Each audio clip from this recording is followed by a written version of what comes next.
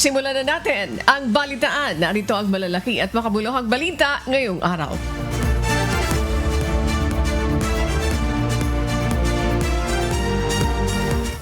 Mas maigi pa umano ang reenacted budget sa Enero o sa unang quarter ng taong 2026 ayon kay Senate President Pro Tempore Panfilo Lacson. Ito ay sa halip na ipasa ang General Appropriations Act o GAA nang hindi nasisiyasat ng husto at puno ng katiwalian. Pabor rin sa Senate Majority Leader Juan Miguel Zubiri sa reenacted budget. Ngunit iginit nito na dapat ayusin ang budget, partikular na ang overpriced na mga proyekto ng DPWH. Binigyan din naman ni Palace Press Officer Undersecretary Claire Castro ang pagtutol ng palasyo sa reenacted budget. Nauna nang sinabi ni Senator Win Gatchalian na inaasahan nilang matatapos na rin ang BICAM meeting ngayong Miyerkules. Ito ay para na rin sa target nilang ratifikasyon ng 2026 General Appropriations Bills ng Kongreso sa Lunes, December 22. Pero anong gagawin natin? Alam naman natin, meron din overpriced dito. Papayag na lang tayo. Sana ipasa natin overpriced budget. Isa po muna yung overpriced na yun. Di ba sa bulsa? Kaya, hindi ko alam. Kaya nga sabi ko, ayusin na natin yun na yun. Diba? Let's take away all the fat so there's no more room for corruption. Alam po ng lahat tayo, pati po ang Kongreso, ayaw po ng Pangulo ng isang reenacted budget.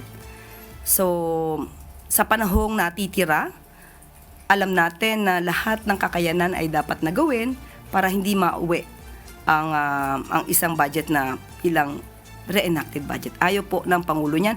Kahit po ang Department of Finance ay nangangamba kung magkakaroon ng reenacted budget dahil marami po madidelay na proyekto kapag nagkataon. Hataw Balita ngayon! Direktang sumulat si Secretary Vince Dizon kay Senate Committee on Finance Chairperson Sherwin Gatchalian upang formal na humingi ng paumanhin sa kulang na mga datos na isinumite para sa panukalang budget ng Department of Public Works and Highways. Partikular ito sa detalye ng mga proyektong natuklasan ng Senado na overpriced o sobra ang presyo ng mga materyales. Ayon sa kalihim, nagpunta ang mga staff niya sa Senado para isumite ang mas eksaktong pagtaya na magtatama sa mga natapyasang pondo ng ahensya. Kinumpirma naman ni Senator Win Gatchalian ang isinumite ng DPWH na revised adjustment factors para sa pagsasaayos ng presyo ng mga proyekto.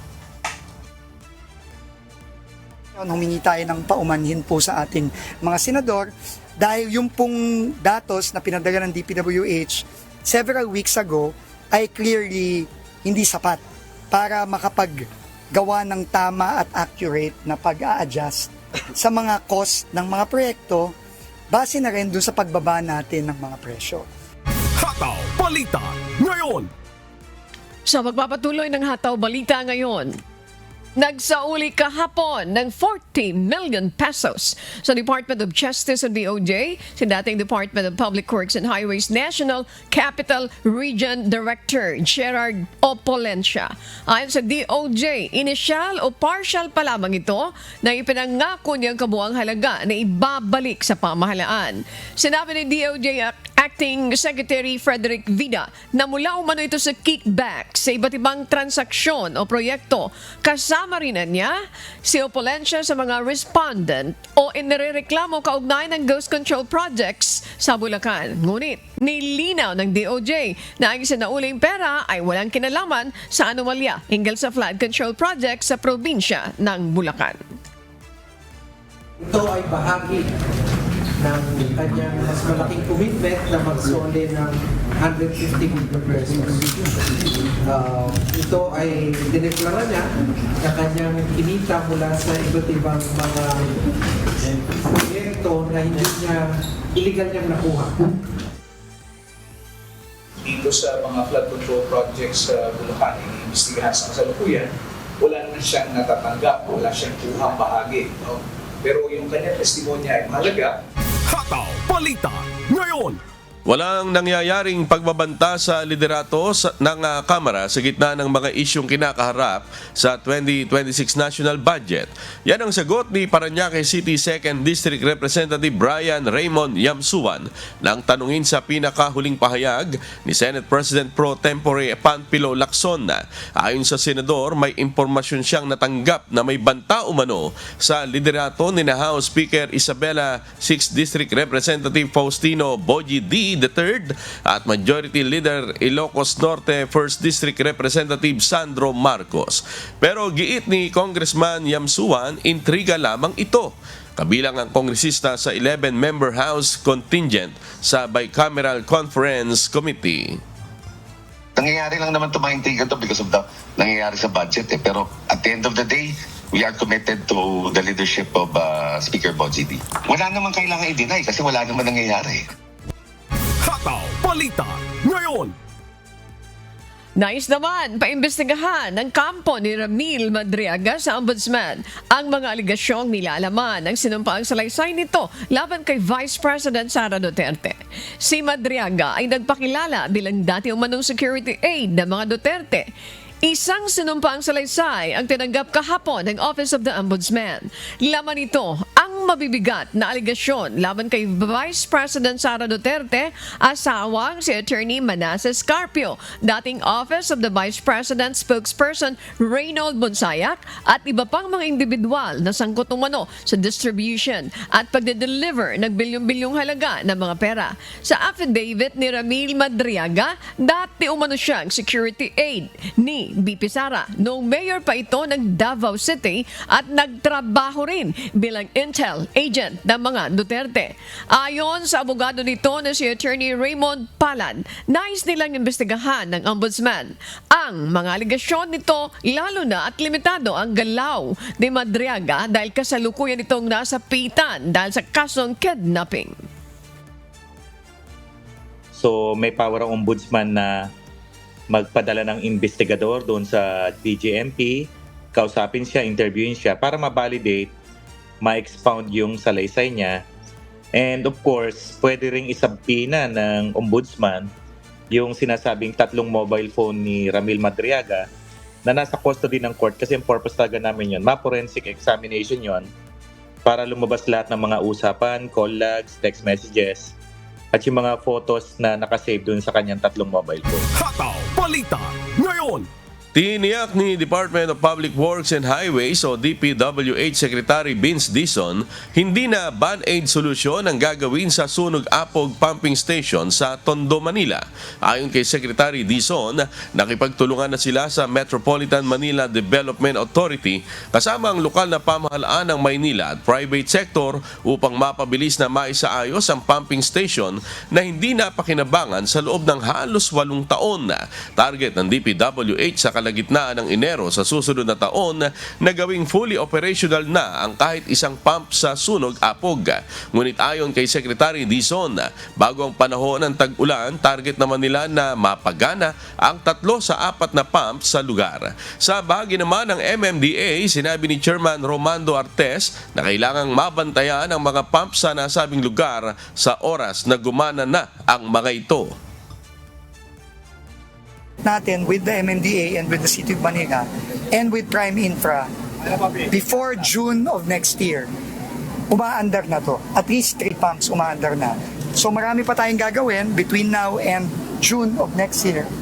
Pero makikita nyo, may progreso na tayo. Umaandar na tayo finally. Hindi kamukha ng mga ibang taon na nakatengal ang lahat to. So kailangan pong i-observe between January 16, once na mapagana yung isang bomba, i-observe po yan ng engineers po ng Prime Infra, ng MMDA at ng DPWH na kung magiging efficient pa siya. Kung hindi po, meron po kaming plan B na palitan na po lahat yung buong system. Hataw Balita ngayon.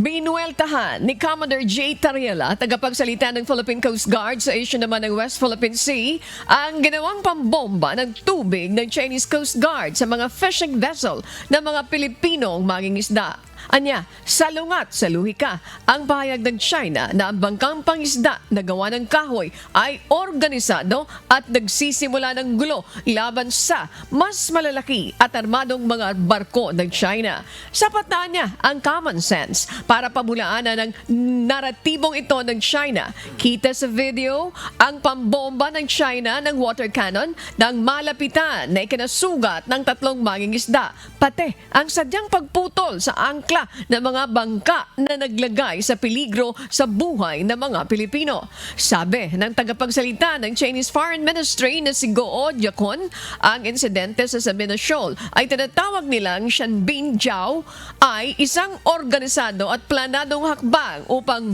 makalikha at makahila ng galit at kaguluhan. Paulit-ulit din umano nagsagawa ng dangerous maneuver ang mga bangka ng mangingisda laban sa mga barko ng China at tinakot ang mga Chinese Coast Guard sa pamamagitan ng kutsilyo. Hataw Balita ngayon. Inilunsad ng Department of Justice o DOJ ang isang anti-colorum special task force na uusig sa mga sindikato o transport group na walang kaukulang prangkisa para mamasada. Sa unang pagkakataon, magkatuwang ang Department of Justice o DOJ, Land Transportation, Franchising and Regulatory Board o LTFRB at Department of Transportation o DOTR. Ito'y upang masugpo ang paglipana ng mga iligal na mga pampublikong transportasyon na walang kaukulang prangkisa para sa kanilang operasyon. Inihayag ng DOJ na inilunsad nila ang isang anti-colorum special task force para usigin o maghahain ng kaso sa mga lumabag sa batas. Panawagan ng DOJ, DOTR sa publiko na i-report sa kanila ang iligal o walang prangkisa na namamasada. Binigyan diin ng DOJ at LTFRB na kawawa ang biktima kapag nagkaroon ng aksidente dahil wala silang insurance. May batas ho kasi. Sinasabi, hindi ka pwedeng mamasada kung wala kang prangkisa. At kaakibat ng prangkisa, may mga proteksyon sa publiko. Di ba? May mga proteksyon sa publiko, may insurance. Matututukan na po ng DOJ, ng DOTR at LTFRB ang mga ganitong colorum na mga, sabihin natin, operators. So, as of now, we're encouraging also yung mga colorum to take this opportunity na sana maging lehitimo po kayo. Lumaban po kayo ng patas. Hataw Balita ngayon.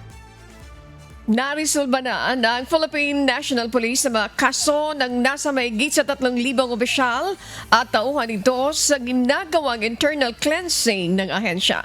Ayon kay PNP Public Information Office Chief Police Brigadier General Randolph Tuanyo, napatawa na ang mga ito ng iba't ibang parusa. Kabilang dito ang mahigit sa 1,000 pulis na natanggal sa serbisyo mula January 1 hanggang December 3, 2025. Nasa 179 din ang na-demote dahil sa iba't ibang paglabag. Nasa 1,320 din ang nasuspindi. 58 naman ang hindi binigyan ng sweldo, habang nasa halos 700 naman ang na-reprimand, na-restrict at natanggalan ng pribilehyo. Kabilang sa kaso na mga ito ay paggamit ng iligal na droga, murder, rape, graft, robbery, extortion at iba pa. Pinalalabas po natin kung ano po yung mga actions na ginagawa po natin para maging transparent po ang Philippine National Police kung paano po natin ina-handle yung mga kasamahan natin na nagkakamali. Hataw Balita ngayon. Ipatutupad na ng Maritime Industry Authority o Marina sa December 20 ang relaxation order para sa mga bibiyahing barko ngayong long holiday. Maaaring umalis kaagad ang isang barko kapag naabot na nito ang maximum capacity. Ayon sa Marina, paraan ito upang hindi magkaroon ng pagkaantala sa mga biyahe ng barko, lalo na't inaasahan ang pagdagsa ng mga pasahero na uuwi sa mga probinsya. Ayon kay Marina Administrator Sonia Malaluan, ito ang nakikita nilang solusyon dahil hindi madaling solusyonan ang kakulangan ng mga bumibiyaheng barko. Actually, walang multa actually, no? Kasi we are just giving directive that they are allowed to relax the schedule. Pero if the routes naman is not so full, So, hindi talaga sila din mag-relax kasi kung yun na yung published schedule, di ba maguluhan din yung mga pasahero. Hataw Balita ngayon. Pagkakaroon ng recalibration na pagsasaayos ng Department of Agriculture o DA sa magiging volume na inaangkat na bigas sa bansa. Ayon kay Agriculture Secretary Francisco Chul Laurel Jr., sa pagitan na lamang ng 3.6 at 3.8 million metric tons na bigas ang target ng ahensya na angkatin sa pagsapit ng Enero. Mas mababa ito sa 4 na milyon na inangkat noong mga nakaraang taon. Ayon sa ahensya, nakabatay ang hakbang na ito sa inahasang pagtaas ng lokal na produksyon ng palay na tinatayang aabot naman sa humigit kumulang 20.3 million metric tons sa 2026, halos kapantay ng record na ani ng bansa noong 2023. The government will limit yung quantity to protect the rice farmers from what had happened in the past.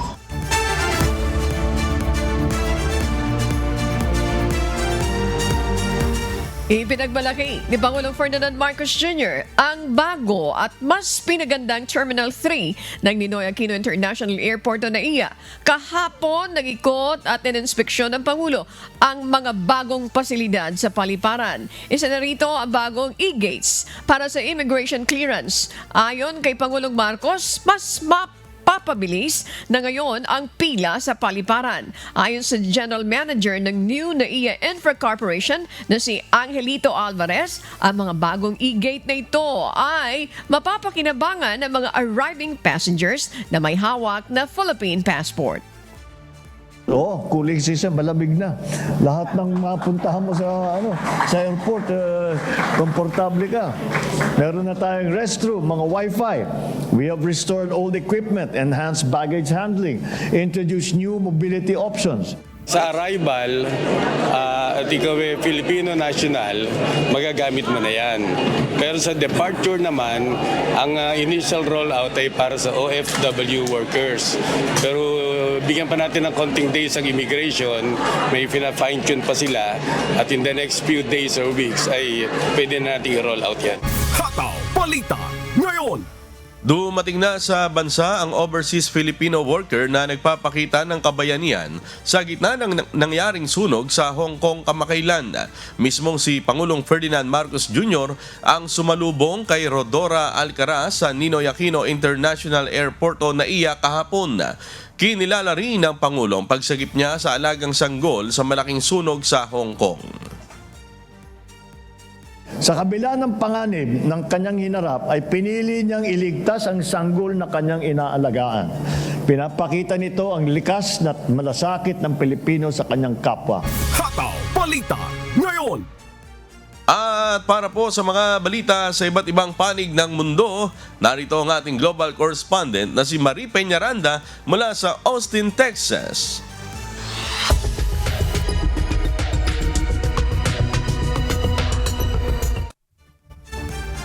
Yes, amigo, magandang umaga, Annie, at sa ating mga kasambahay.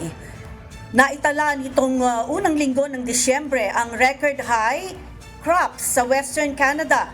Ito ay sa kabila ng mga nararanasang tagtuyot at pagbaha dulot ng climate change. Mula sa Toronto, Canada, may humahataw na balita si Oraline Quijano, live.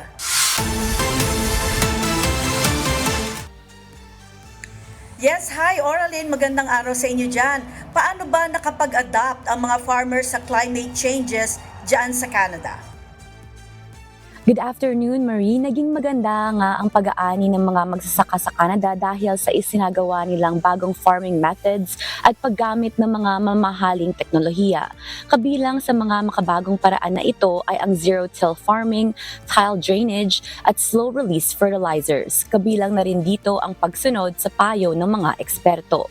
Ginamit din ng mga magsasaka ang iba't ibang teknolohiya katulad ng intercropping, automation at mga high-tech combine at data-enabled tractors.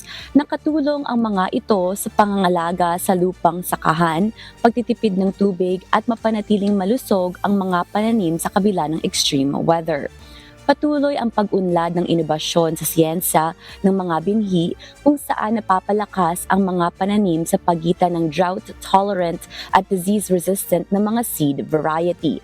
Dahil dito, naitala ang pinakamataas na bilang ng inaning spring wheat at canola ngayong taon kumpara sa nakalipas na 30 taon. Samantala, nananatiling mataas ang cost ng innovative farming at hindi lahat ng mga magsasaka ay may kakayahang makagamit ng ganitong teknolohiya. Nakaranas din ang ilang mga magsasaka ng challenges tulad ng limitadong access sa rural broadband o ang pagputol ng mga digital na kagamitan na maaaring magpabagal sa malawakang adaptation sa kasalukuyang sitwasyon. Balik sa'yo, Marie. Yes, Oraline, generally good news naman pero bigyan mo nga kami ng idea gaano ba kalaki ang farming industry diyan sa Canada? Oo, Maria, the agriculture and yung agri-food sector is isang major contributor yan sa ekonomiya ng Canada. Noong nakaraang taon in 2024, yung buong farming industry ay nakapag-employ ng 2.3 million people in Canada, providing 1 in 9 jobs sa bansa at nag-generate siya ng around 7% of the country's gross domestic product or GDP. So approximately around $149 billion. So malaki talaga yung farming industry dito sa Canada. Marie? Yes, I agree, Oraline, at sana magtuloy-tuloy pa ang progreso ng farming industry dyan naman sa Canada. At salamat, Oraline Quijano, mula naman sa Toronto, Canada. Hataw Balita ngayon! Samantala, iginiit ng Trump administration sa isang court filing nitong Lunes na dapat magpatuloy ang construction ng White House ballroom dahil sa mga kadahilan ng may kaugnayan sa national security. Ang filing ay tugon sa demanda ng National Trust for Historic Preservation na humihiling na ipatigil muna ang proyekto. Ito ang humahataw na balita ni Kath Carriedo. Kailangang ituloy ang ginagawang konstruksyon sa dating East Wing site upang matugunan ng safety at security requirements ng ahensya. Ito ang naging pahayag ng United States Secret Service na may responsibilidad sa seguridad ng Pangulo. Hindi naman idinitalye ang tungkol sa national security concerns, ngunit nag-alok ito na ibahagi ang classified details sa hukom sa isang private at in-person na briefing. Ipinunto sa filing na ang East Wing ay dati ring nakatayo sa itaas ng isang emergency operations bunker para sa Pangulo. Kaya anumang paghinto sa konstruksyon ay maaaring makahadlang sa protective mission ng Secret Service.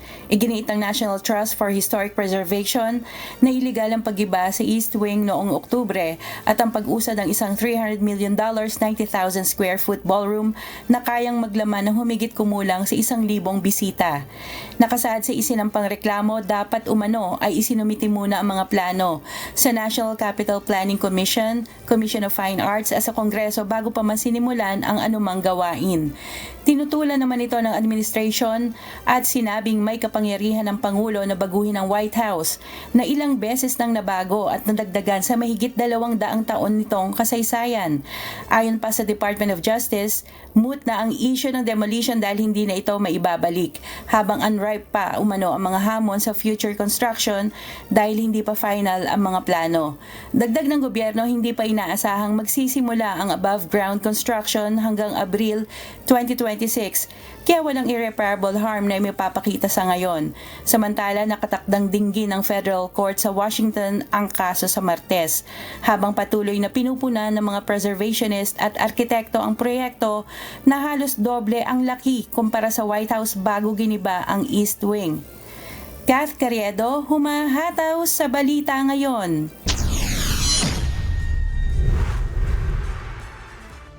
Nagpatawag ng National Cabinet Meeting si Australia Prime Minister Anthony Albanese noong Lunes, December 15. Layunin ng pagpupulong na higit na palakasin ang gun law sa Australia matapos ang pamamaril sa Bondi Beach, New South Wales. Ito ang humahataw na balita ni Danny Delieva. Matapos ang malagim na pamamaril sa Bondi Beach noong araw ng Linggo, December 14, 2025, nagpulong ang National Cabinet ng Australia noong Lunes, December 15.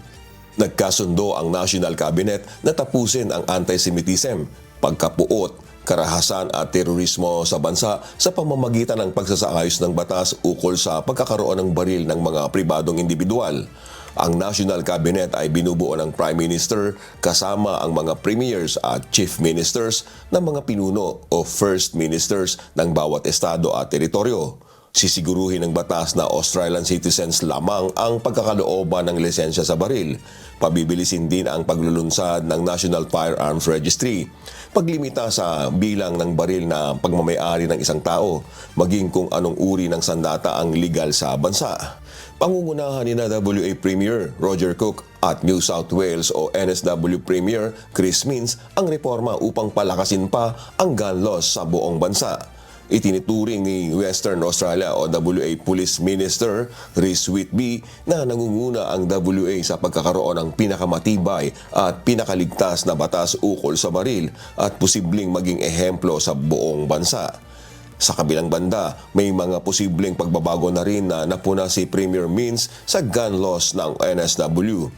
Maaari ring magpatupad ang federal government ng paghihigpit sa importasyon ng baril, kasama na ang 3D printing, mga bagong teknolohiya at mga sandata na kayang magkarga ng malalaking bilang ng ammunition. Kilala ang Australia sa pagpapatupad ng ilan sa pinakamahigpit na batas ukol sa baril sa buong mundo matapos ang 1996 Fort Arthur Massacre. Ayon kay Prime Minister Anthony Albanese, handa ang pamahalaan na gawin anuman ang kinakailangan sa pagpapatupad ng mas mahigpit pa na gun laws. Danny De Lieva, humahataw sa balita ngayon.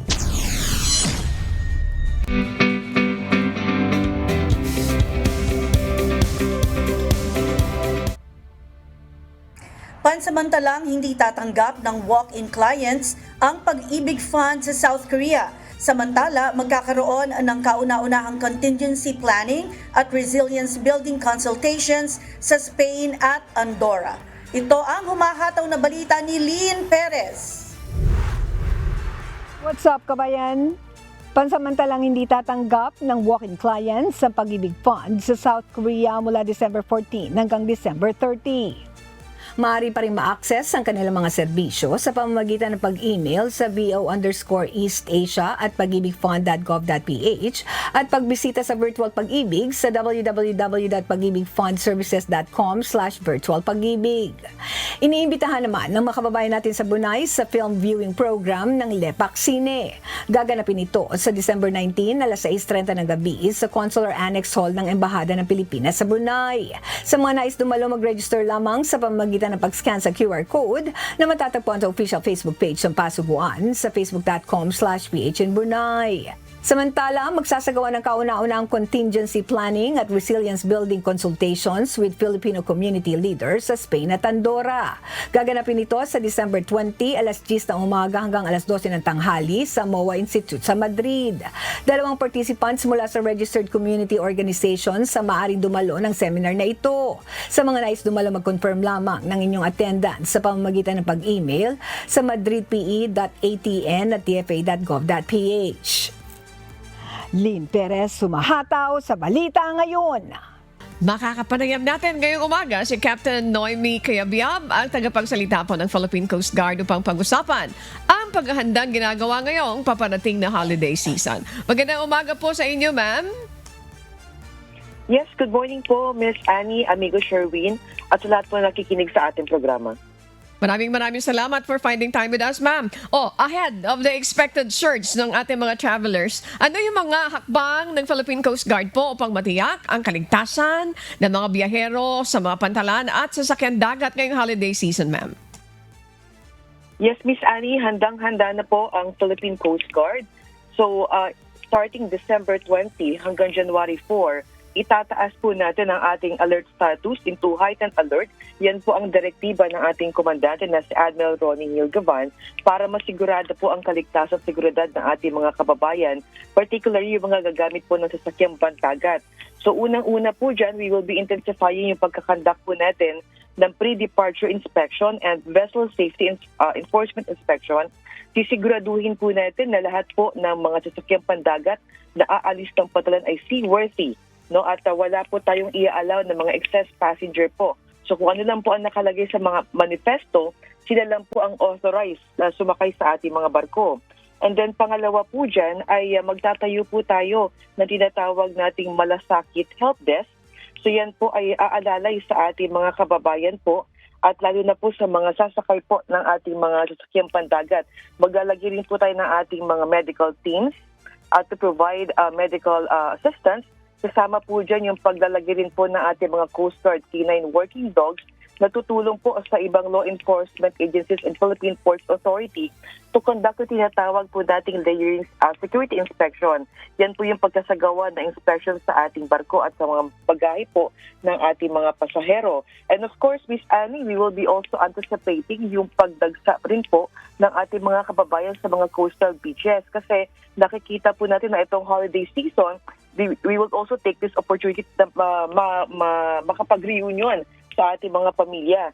So maglalagay po tayo ng ating mga rescue guards and lifeguard swimmers po sa ating mga coastal beaches. And of course, yung ating pakikipag-ugnayan po sa ating mga coastal residences or coastal communities po sa pagkasagawa po ng information campaign, no, ang pagpapaalala sa ating mga kababayan, lalo na po yung hindi natin maiwasan yung mga nakainom na nag-engage into water activities. So ating pong reminder dyan na kung medyo nakainom po tayo, wag po tayong lalangoy kasi usually, Miss Annie, ayan po ang nagiging cause po ng pagkalunod. No? Last year, yan po isa sa mga reason na mga nai-report sa atin for drowning.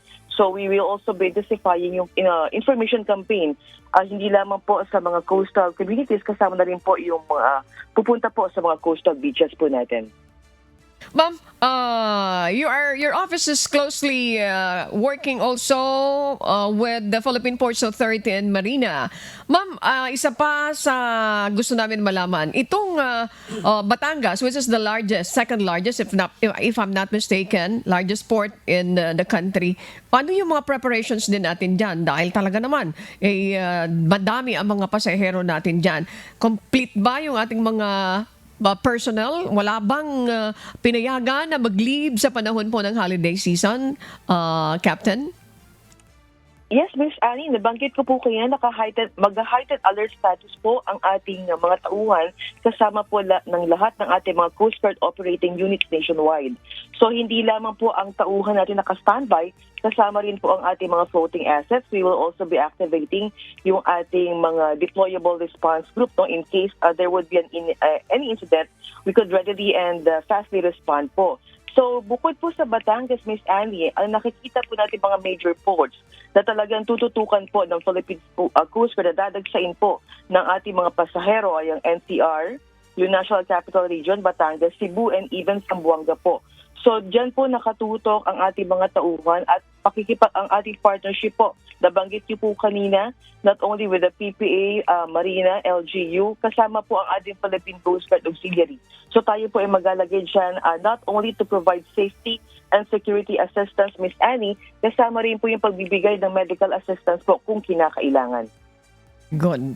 Okay, thank you for that, Captain Noemi Cayabia. Mayroon pong additional question si Amigo Sherwin Colobong. Amigo? Thank you. Yes, good morning, ma'am. Meron ho ba tayong mga port area sa bansa na kasalukuyang under rehabilitation na posibleng mag-create ng mga delay, mga ganun, ma'am? As to the major ports, Amigo Sherwin, wala po tayong nakikita, no, na may mga defects na mga pantalan po natin. Aside, of course, doon sa previous earthquake incident po na meron po tayo mga minor ports na nakita po na medyo may konting siya. But that port naman po, wala po masyadong pasahero, no, na nagki-cater. But as to the major ports, wala po tayong nakikita na defective as of the moment po. Yes, ma'am. At doon po sa sinasabi po ngayon ng Marina, yung relaxation order, pabor ho ba kayo doon na once na yung pong barko ay puno na ng mga pasahero, kahit hindi pa po oras ng kanilang pag-alis, ay po pwede na po silang umalis pagka puno na ng mga pasahero yung isang barko, ma'am? Amigo Sherwin, yan naman po ay ginagawa na rin naman po natin dati, no, para maiwasan rin po yung yung mai-stranded na mga pasahero po sa ating mga pantalan. At ini-increase naman po natin, yun nga sa tulong po ng ating partner from Marina, tayo po ay magdadagdag ng number of frequencies ng alis po ng barko. Like for example, etong area po ng Batangas, etong sa may Puerto Galera, papuntang Oriental Mindoro, we do that po para maiwasan po na may nai-stranded or naiiwan na mga pasahero, just also to cater more passengers kasi we will be anticipating as well yung influx ng ating mga kababayan at mga pasahero na pupunta sa mga coastal beaches. So pabor po ang Philippine Coast Guard dyan, nagkakandak na rin naman po tayo ng assessment, and we also inform yung ating mga partner agencies pagdating po dyan. Alright, maraming salamat po. Back to you, Annie. Thank you very much, amigo Sherwin. Ma'am, yung mga barko ba natin na babiyahe, yung schedule ng kanilang trips, ano po, at ganun din yung dagdag dahil dito sa pagdagsa ng mga pasahero, ito po ay nakaayos na rin po ba, Captain Noemi? Yes, tama po kayo, Ma'am Annie. So sinusunod po natin yan, yung tamang pag-alis rin po ng barko sa ating mga pantalan. Siguro, Miss Annie, I would also take this opportunity po to inform yung ating mga kababayan pagdating po sa holiday season. So aasahan po talaga natin yung dagsa ng ating mga mananakay sa ating mga pantalan. So ang ating pong paalala is maaga po tayong bumili ng ating ticket at maaga rin po tayong pumunta sa ating mga pantalan, because definitely, Miss Annie and Amigo Sherwood, we will be conducting really a security and intense security inspection po. So para maiwasan po ang inyong pagkaantala sa inyong mga biyahe, agahan po ang pagpunta sa ating mga pantalan po at iwasan po magdala ng mga bagay na usually mga flammable explosives at yung mga matutulis that would cause really yung Miss Annie, kasi we will be conducting inspection, so that would cause delays sa travel po natin. Ma'am, kung sakali na mayroon pagsama ng panahon, you made mention na kayo po ay mayroon din ugnayan with the LGU. Okay, sa dami ng mga pasahero, let's say for example, I made mention about the Batangas, yung coordination with the LGU and the preparation.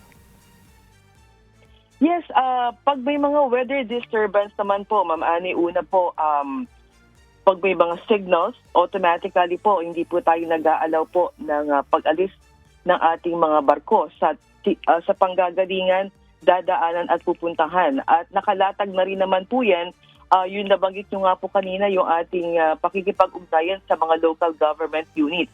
At last year, actually, Miss Annie, we were able to cater almost 5 million inbound and outbound passengers. So we will be anticipating the same for this year. But in case may mga weather disturbance, so may possibility lumiit po ito.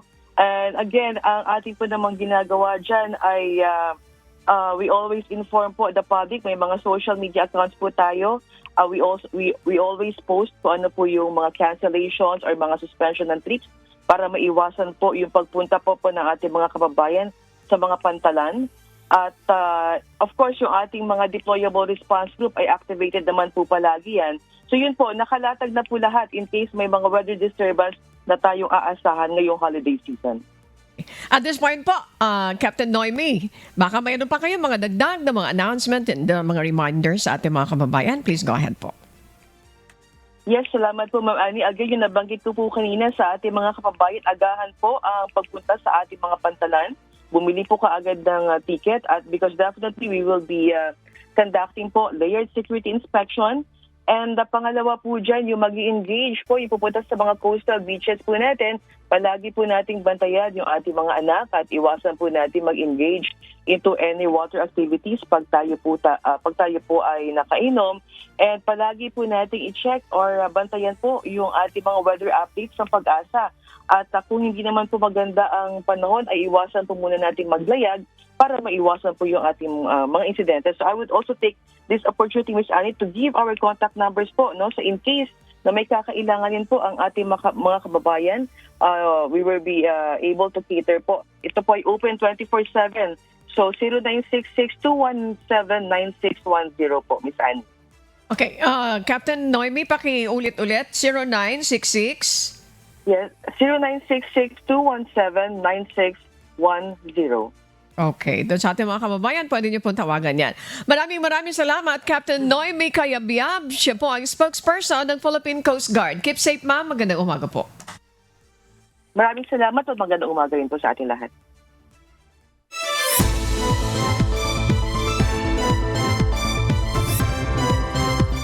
Palalakasin din ng pamunuan ng Police Regional Office 5 ang kapasidad ng kanilang mga personnel pagdating sa Information Communication o ICT para makatulong sa kababayan na nabibiktima ng mga mapagsamantala. Samantala, umabot na sa mahigit 5,000 miyembro ng iba't ibang security forces ang itinalaga ng mga otoridad sa Bicol para magbantay sa seguridad ng publiko ngayong long holiday. Si Jerry Galicia, humahataw.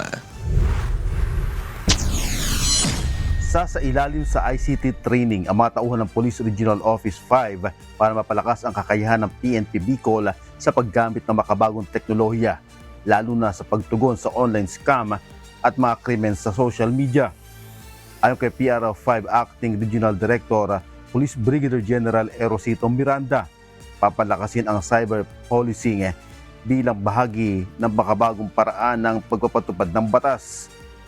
Pag-iingin po natin ang pagka-training ng mga kapulisan at pagbuo ng cyber control and tracker team sa buong Region Bicol upang mas makikip po maproteksyon natin ang ating mga kababayan.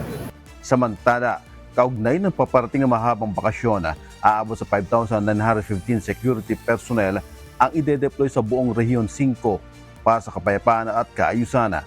Sa bilang na ito, 4,501 ay mula sa PRO 5, 506 naman mula sa Armed Forces of the Philippines, Bureau of Fire Protection at Philippine Coast Guard, habang 908 ang mula sa iba't ibang auxiliary group.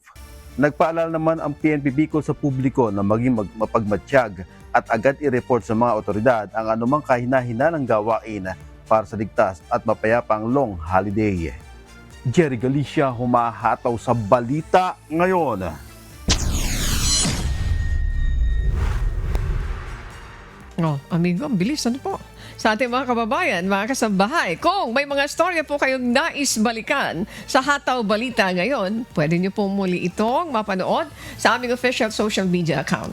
Magtungo lamang po sa UNTV News and Rescue YouTube channel at i-click ang subscribe button. Gayon din po sa aming Facebook at TikTok accounts. Mapapanood nyo rin dito ang iba pang news programs ng UNTV, pati na po ang iba pang video na nag-iisang public service channel. Kaya tara na, subscribe, like, and share.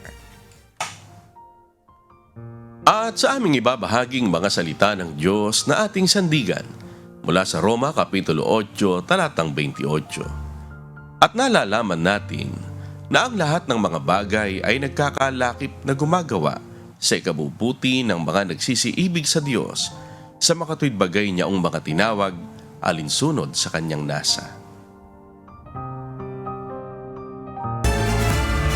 Oy, gusto ko lang magpasalamat sa aking tita Nene sa kanyang regalo sa akin. Hanggang sa susunod. Salamat po sa Diyos. Good morning po. At yan po ang makamahataw na balita ngayong umaga ng Miyerkules, ika-17 sa buwan ng Disyembre 2025. Ako po inyong amigo, Sherwin Kulubong. Thank you very much, amigo Sherwin. Of course, Aljan, maraming salamat. Marvin, Igat, sino pa kasama natin? Si Justin, maraming salamat. Of course, narin si Adet, Rodrigo, si Jen, ayan, maraming salamat sa inyo. Si Lowell, andiyan ba si Belinda? Sino pa yung nakalimutan natin? Of course, IT people, thank you very much. Nakahanda na sila Miss Grace Casin, sila Victor Cosari, and of course narin si Mon. Si George Ibardalosa, nakahanda na sila. Okay, handang-handa na.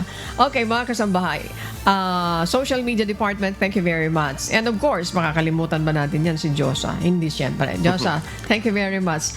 Belated happy birthday. At siyempre, Bernie, maraming salamat. Sa ngalan ng lahat na bumubuo ng UNTV News and Rescue, magandang umaga sa iyo, Adet. UNTV Radyo La Verdad 1350 at ng ating mga correspondent mula sa Pilipinas at sa iba't ibang panig ng mundo. Ako naman po, si Annie Rentoy. Happy birthday kay Roy Ocampo. At dito sa UNTV at UNTV Radyo La Verdad 1350, Diyos ang aming sandigan, serbisyo publiko ang aming pinahahalagahan. Susunod na po ang Good Morning Kuya. Salamat po sa Diyos at magandang umaga.